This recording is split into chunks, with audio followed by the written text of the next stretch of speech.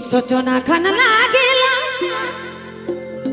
हर पिया जागन जातो अलख लागेला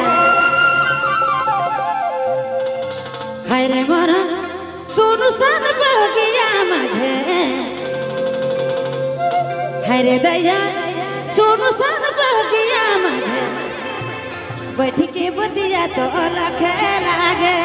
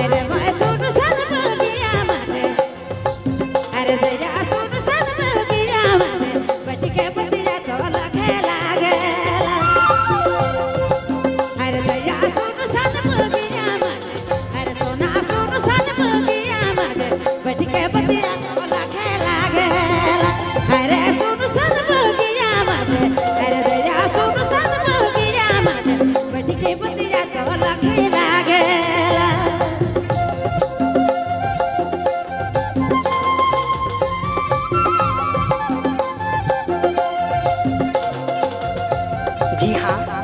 आपने मन सुना थी नागपुरी डिजिटल यूट्यूब चैनल की धमाकेदार प्रस्तुति दिलीप बाबू बोलेंगे नवाड़ी से। सब्सक्राइब करें हमारे यूट्यूब चैनल को और देखें मस्त मस्त नागपुरी आर्केस्ट्रा वीडियो। पाछे जाना मने को पाछे जाना मने को पाछे जाना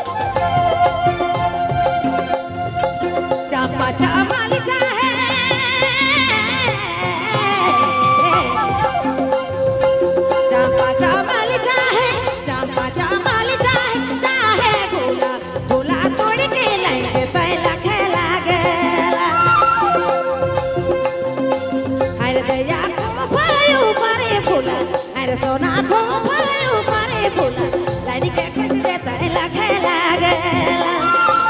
अरे सोना सुन सन बगिया मारे अरे दया को भयो मारे फूला लानी के खुश देता लख लागेला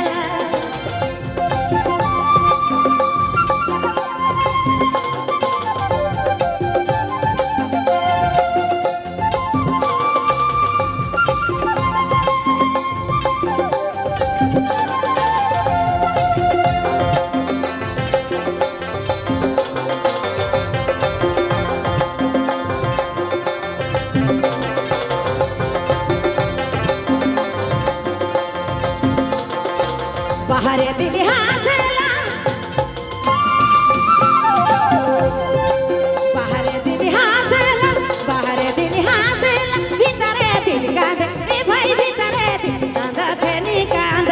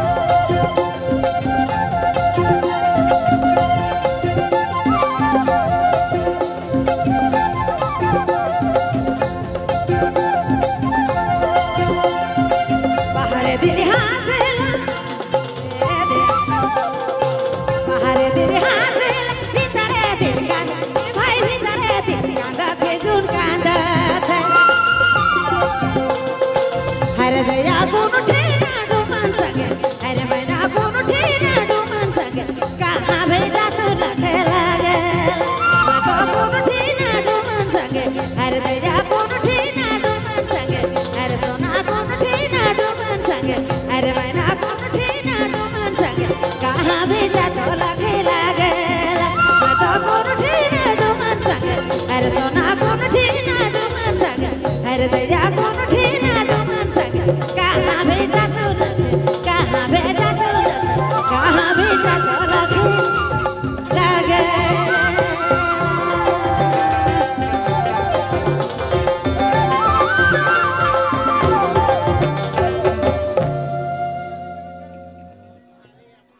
और चलो